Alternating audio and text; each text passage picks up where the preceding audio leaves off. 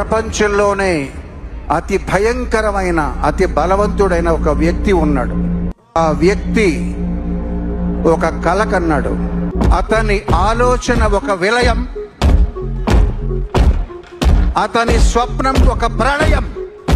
ప్రళయం ప్రళయం దుష్కృత వలయం ప్రబలం ప్రచలం దుర్దమ నిలయం అసని పాత అజస్ర ప్రకరం తిమిర లోక సమవాకారం గర్జించే పర్జన్యం ఘోరాతి ఘోర దౌర్జన్యం అనవతరం ఆతని వేట ప్రమాదాలతో సయ్యాట బీభత్సం అతని ప్రతాపం గీతావహ సమర పతాకం ఆగ్నేయం ఆగ్రహనేత్రం అంగాంగం సంగర క్షేత్రం అసురం చలద్భీకరం సకల జగన్నాశకం సంక్షోభం.